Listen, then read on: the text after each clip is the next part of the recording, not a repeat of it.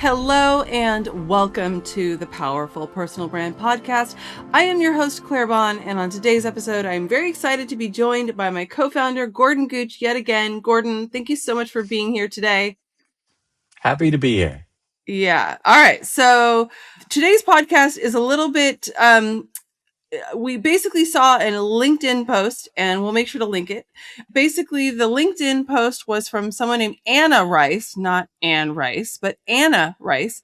And basically, it was about a story a potential client told her about someone that paid for a PR agency for $25,000 a month for 8 months, and they were a startup.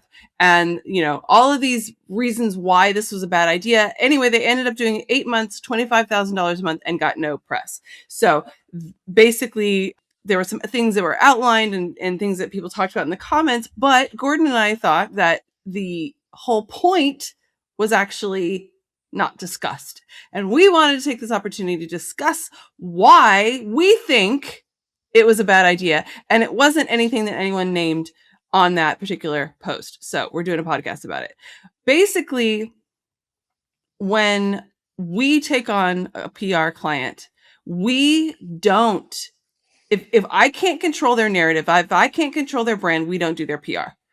I can't sell what I can't create. If I can't build a story, if I can't build the narrative and website, social media, videos, if we can't build that, it's very hard to sell this person who is, so anyway, that's essentially our stance on it. And we're going to really dig into that on today's episode. So Gordon, where do you want to start on this? So it's an interesting post and it was a whole bunch of like, oh, woe is me. And they hired this dodgy PR agency and that's why they sucked. Oh, there was a cultural mismatch. What does that even mean?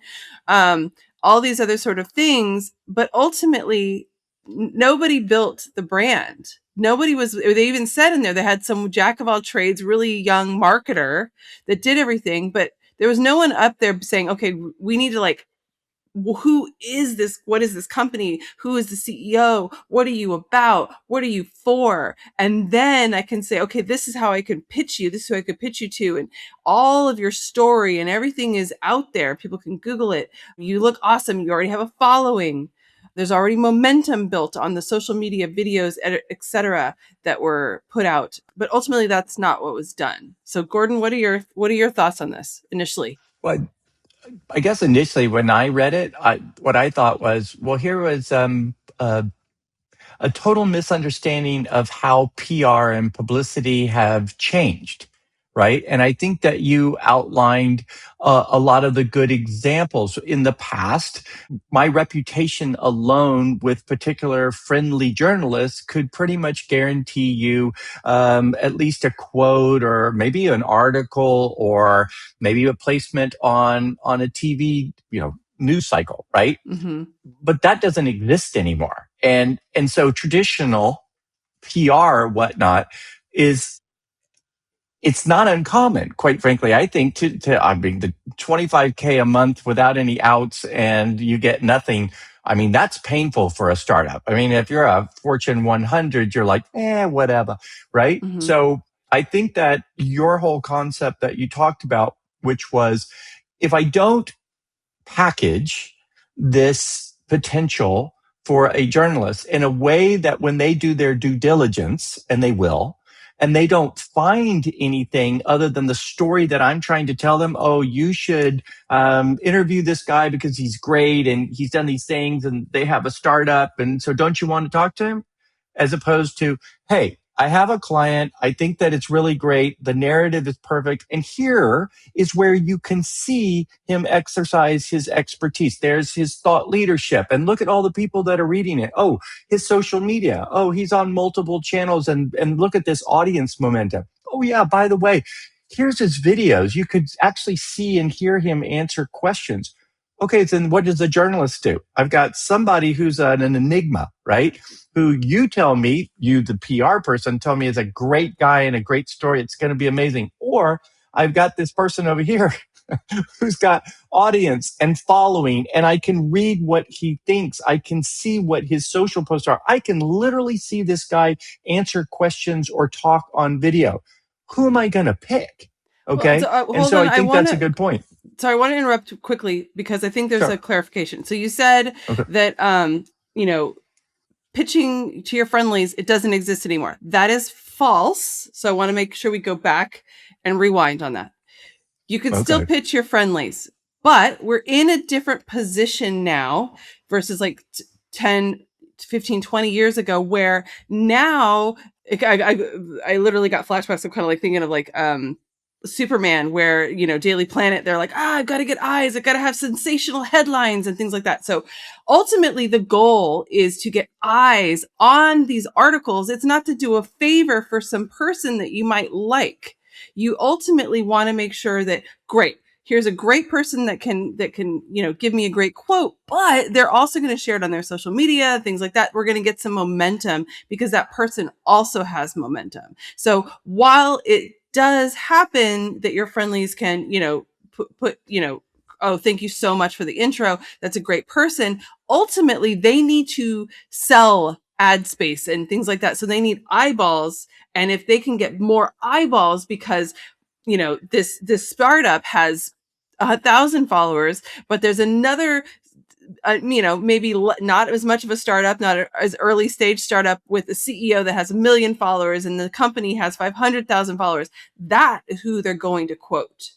So Yeah, the I agree with you. friendlies still work, but ultimately, from a PR standpoint, we need to be thinking kind of, it's ruthless and from all standpoints, but if the person, if in any shape, if a podcast guest, anyone that is going to be invited on a show, if they come with their own network, their own following, that's going to help, that's, I learned that back in the day with acting, that if an actress came with their own following, that was the one that was likely to be put into shows. So I think I Mhm. just wanted to highlight that important No, distinction, because you said it didn't exist. I was like, well, you're right. You're right. yeah, I was thinking more in terms of they would just go ahead and maybe trust you. But yeah, what I hear you saying, and I agree, is that even my friendlies are going to do due diligence. And if there's two stories out there and one is backed by a large and interested audience and thought leadership and all of this sort of stuff, and then I got another guy he's a really nice guy, but that's it. who are they going to pick, right? Who are they Yeah, going to because pick? like you said, they need to have people read their articles and be interested. Yeah. So if you just want to look at it, the guy that is out there and visible and has audience is a better story. Right. Yeah. I think it's just the way things are. And I think that it's, TikTok, YouTube, all those platforms, like those are important platforms for distribution of the content as well. So if you can, tag with somebody who has a huge following, you can attach your post, you can do a combo post to their million as well. So like, it makes sense when you think of it that way. I just think there's so many elements of this that we could pick apart. But ultimately going like, oh, there wasn't a cultural fit, and oh, they were too early and everything like that. No, it's just, I think that this is one of the biggest problems that we see. People come to us and they go, oh, I want you to put me on the Wall Street Journal. And you're like, well, what have you done? Why? Like, I, you have to be pretty freaking great, and you have to have a few other things under your belt, unless you do something really horrible. Then you might be in the Wall Street Journal, and I don't want to touch that with a 10-foot pole. But Yeah, no, that's but true. That's true. ultimately, it's like, from a PR agency standpoint, the shift that we have made is that unless I can control the narrative and sell you, I'm not going to take you on as a client. If you don't, if you're not doing videos, if you're not doing, helping us with the social media content and all this kind of stuff, it's very hard for me to craft the narrative Mhm. to then sell you. And When you were ultimately, so, I was just gonna say, ultimately, we want the clients that have the big following, that are like, yeah, that's a slam dunk. No, what I was thinking is when you were talking about like crafting the narrative and all of that, it's really maybe another way to look at it is I can demonstrate the narrative, Yeah. right? So we have to, it's not like the clients don't come with a story. Like the individual doesn't have a story and we don't make it up. So we're working with them to expose that story, but that's the proof of their story. Right. So all of the individual pieces that you talked about going into their brand. So the brand becomes the foundation of their story. And now our our journalists, as earned media, as TV, our podcast hosts, our bookers for speaking engagements, more likely to say, "Oh, you've demonstrated that expertise, or you've shown me the story. Now that's what makes me comfortable to do the interview or have you on the podcast or have you on stage speaking." So yeah, maybe those are the visible signs, maybe that's one way to look at it, of the Yeah. story. So it's not that they don't have a story or that we're making a story up. Right. It's Right. that Right. they Right. have a story and we've demonstrated, we broadcast that story in a way that others want to pick up on. But, ultimately I agree with what you said, which is it does matter that from the journalist standpoint, that they're not doing favors, that they're not just going to take your word for it, that the people that you're bringing, the stories that you're bringing to them, that they have some demonstrable value to the journalist as well. The eyeballs, the audience Hmm. momentum, all of these sorts of things. Yeah, I Right. think that matters. You're right. Yeah. I mean, it just, I mean, press releases, like those have very little value in this kind of day and age. It's like there's just the news. I mean, the news changes so quickly because there's so many people posting that, are kind of posting the news. I'm just thinking about like all of the news shows. I used, maybe at some point I used to like watching like e-news and things like that, the celebrity news. But like you think about how like even daily that those used to exist, now you just all the celebrities are posting their own stuff. So you can have someone that Yeah. kind of like collates it together, but it's just a different world. And so I think ultimately I think people are still playing with the same playbook that they did 20 years ago, and you're like, "Well, that's why it's broken. It's Yeah. not Well, I mean, working." it doesn't work, but I mean, Mhm. I'm sure that they get enough hits every now and then. And there's consumers Yeah. of PR services that don't have any idea how it's supposed to work. It's just a giant magic black box. Mhm. And you throw a whole lot of dollars at it because you believe that that agency is going to cut a deal, make whatever happen, and the next thing you know, you're going to be on, Good Morning X or CNN or whatever channel is your favorite, and all of that sort of Mhm. good stuff. So they don't understand the underlying, and it is kind of the dark arts. That's how it used to be, right? And Mhm. now there are so many moving parts in order to tell someone's story, and that's not even getting into all of the technical nuances that need to be there as well. How do you get someone indexed? How do you make sure that the social media platforms are supporting and basically broadcasting that client over somebody else, right? Yeah. So there's all sorts of technical that goes into it too. It's incredibly daunting to start that process. So I can Yeah. see why people would want to do it the old way and not really worry anymore about the new way. Maybe it's just too Yeah. scary. Well, and then thinking about the old way. So people thinking about the kind of like the old way you did PR. The way to get the word out was to do a press release and to get some press. And that Yeah. is going to make me viral. That is going to make my product sell. That is not the way it's done anymore. It's again, it's shifted. You can build credibility. You can build an audience. You can build momentum by building your brand, whether it's a corporate brand, building a personal brand, whether they're kind of like one and the same, that's ultimately in your control, which is kind of cool. And Mm. then you can, like you said, use your expertise to craft the story around your why and why you're here, why you believe in your product or your service or whatever it might be. And that is what you pitch. Not just that you exist, not that you created a product, because that's not newsworthy anymore. There's so many Yeah. new products. I think that's like the biggest issue is like, so there's so many, it's easier to do everything these days. It's easier to create a software thing. I mean, now SaaS is out because of AI, but like, you know what I mean? It's so easy to create things. You can do something, Yeah. you can have a business on Etsy, you can have a coaching business, you can have so many things. So just the fact that you exist is no longer newsworthy. You have No, to that demonstrate everything.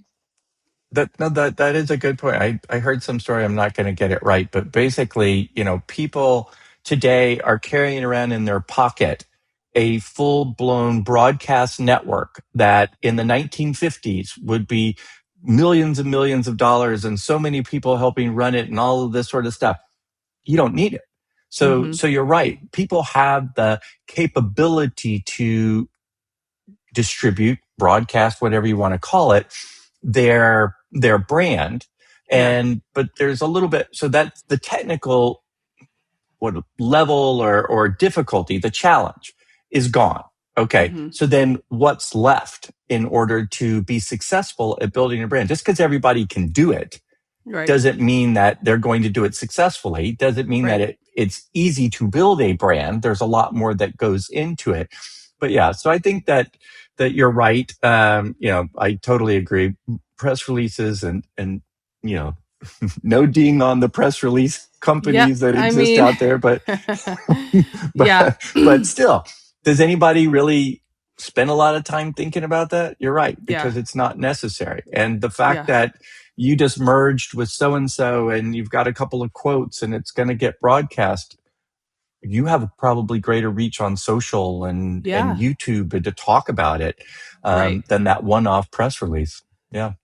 And like, I feel like, it used to be like, oh, PR is going to kick everything off. And now it can help amplify your message. It can lend credibility to your message, but it isn't this pivotal key thing that it used to be because of, as you were saying, the fact that you got the phone in your pocket and you No, can that's a put good out point. your own messaging. And I think that is an important distinction. So I mean, that's essentially kind of like the breakdown of this story is that ultimately PR is here to stay, and it's great. We do PR. I think that it's great, but ultimately, in order to get great PR, you have to demonstrate, as you said, that you know why you're worthy of it. Because, so say I pitched my friendly on this idea, and they're like, well, that's a really great idea, but your guy doesn't really have that many followers, or I found someone that has 1 million. I'm going with the story. That's who I'm pitching, or that's who I'm going to bring on the story. Ultimately, you want to, as a PR professional, you want to make sure that you get both, right? I could get my story, the pitch gets a yay, and so does your client. And for us, the way I see that it working and the way that it does work for us is by kind of building that momentum first yourself through the content and thought leadership and all of that sort of stuff. And then it's easier to sell, especially in a super, super crowded market where there are so many leaders and this kind of thing. What makes you different? Mhm. No, that's Any, right. And eh, I mean, think about yeah. it from the journalist standpoint too, right? So how many billions of emails are they getting in their inbox every day going, "Oh, I've got this guy, he's great and his story is why and you're just going to love him." Right? Yeah. And then like you said, and then you say that so I feel bad for the journalist, right? I would rather pitch somebody and a story and go, "Here's the great story and this is all of the social proof behind that story." To Hmm. make your life easier to make a decision. And so, I mean, I think that is a big difference Yeah. that you talked about this too. It's like before, if I could get you a really good placement, Wall Street Journal, Forbes, Inc., whatever it turns out to be, that might literally add the credibility that you need and the visibility that now opportunity flows to you. Okay. So I get that, but then the world changed.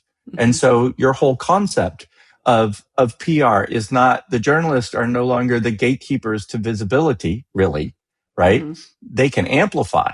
And like you said, the whole point there is I need to sell, right?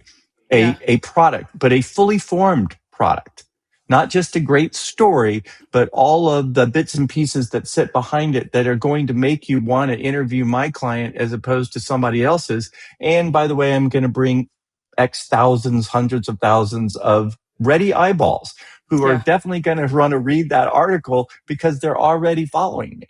So I agree with you. I It's I a big just thought change. of one other thing too is that Mhm. when you're talking about the Forbes article that was so pivotal or whatever, it was actually in a magazine that was monthly, and that had more, more people were able to read it because it was monthly, it was on the shelves longer, things like that. It would end up in people's mailboxes, that kind of thing. If you think of like Forbes.com now, I mean, I don't know. I mean, sometimes like when you look at the news station, you could literally kind of like, refresh the page and like the stories are constantly changing. That's true. So Oh, that's an there's interesting so many concept. more stories. So that's great, right? So there's Hmm. more opportunity because there's so many more stories, yet the stories have a shorter shelf life. So Yeah. that's also part of the problem. So now you're going so hard to get this Forbes mention, but it's going to be on the home. If it's on the homepage, it's there for maybe a day.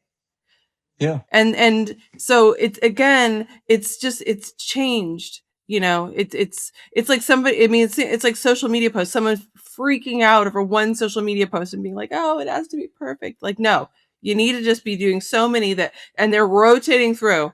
Like, we don't need perfection, but obviously, not saying it's the same thing, but you need a lot more press to get the same ROI, the same opportunities that one, Forbes, feature on a monthly magazine did for you 20 years ago. No, that's a good point. It's almost like it's a velvet rope, right? So they Yeah. controlled your visibility. Maybe that's one way to Yes. look at it. Yes. I like that. If you got picked, right? Wow. Okay. I Yeah. have an article and other people are going to write about it and you can wander off to the golf course and talk about, yeah, I was just in Forbes. I don't know if Right. you all saw the article, but I think you're Yeah. really going to get a big kick out. Okay. And then the whole world just goes like, holy, that's your social Right. proof. That's all of your social proof right there. Yeah. And so now it's, it's the exact opposite. Well, You build your social proof but and the then you thing to bring it to add the to that journalist. too is Hmm. it's basically, there was a very, like you said, a huge barrier to entry, right? So a startup with very limited funds couldn't get the press, right? So you were pitching these stories of, oh, I did this great AI. We're doing this AI, I don't even know. There's so many AI. It's insane. Another AI thing, right? So, but we're like, wow, I've never heard of that. That's really interesting. It's not that because she who couldn't Google to find out who the other competitors were. It was basically just this person paid a PR agency. They said, hey, here's this great business. They're doing this. The CEO's this. It was a different game, and that game is gone. That game is gone. We're not going back there anymore because we've already discussed all the ways it's changed. You can control the narrative, awesome, but also the stories, they go too fast. So that one that could have had like legs forever doesn't anymore. It's just you get like a couple hours of your post being there. Yeah, And then, I mean, that's true. obviously search and things like that. And you can use your social media to push it out and things like that. But it's a different game. And the post that we started out this whole podcast about, the whole thing is it's a different game. And that's just basically it. They're sitting there playing tennis, but we're over here playing pickleball. It's different. They need to get to what we're doing today because that's ultimately how to kind of succeed. Do you have any more like final thoughts on this, Gordon? No, I mean, I thought your assessment of the article, yeah, it looked like it was being dissected, but from Mm-hmm. a perspective of the past and not Yeah. of the present and maybe even the future. And so that's why I thought it really kind of resonated with both of us. Just this Mm-hmm. absolute shock that someone Yeah. would pay 25K a month for a year contract. They couldn't get out of it. Although there was one other thing that I thought was really interesting. Yeah. And it was I think somebody mentioned in this post, or the article post, I guess, which was the poor startup went back to the PR agency and was like, "Hey, it isn't working. We're not getting any placements. Can you do some social media for us?" I And did see that. apparently the response was no, that's out of scope. And so it's really interesting when we read that. We're like, well, that should definitely be They in asked for scope. what would have been the thing to help them Would have been, yeah, would have get, been one of yeah, the major pieces. So anyway, yeah, but yeah, so it was just an interesting. It really struck me when I read her post and kind of breaking all of it down. It's like that's immediately what I got. It's like, okay, this is everybody looking at what we used to do and right. not what the reality is now. Yeah. And I mean, and the reality is that it changes so fast, and you have to just, I mean, honestly, I mean, I know that they've likened some of the ways that things have moved and progressed in the last like 200 years. Like it's crazy. And the facts that things have progressed in the last 10 years as fast as they have. And like, yeah, you could sit there and bemoan it, but you're going to be left behind. So ultimately it's like, nope, this is the way it is. We got to, AI's here. We may hate it, but it's here. You got to just understand the game. So anyway, thanks for being here, Gordon. Thanks for Thanks having me. for It was fun. thanks for going over that post. So anyway, so if you guys have anything like that, you have a post, you're like, hey, I saw this, I'd like you guys to dissect it. Happy to do it. It's a fun one. We love it. So leave it in the comments. Go to our contact form on clairebahn.com. Leave us a message. Let us know.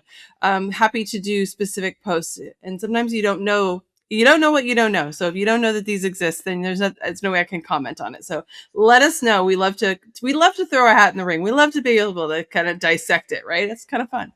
Anyway, so thank you so much, Gordon, for being here. It was a lot of fun. And thank you for listening and watching. And I will see you in the next episode. Bye.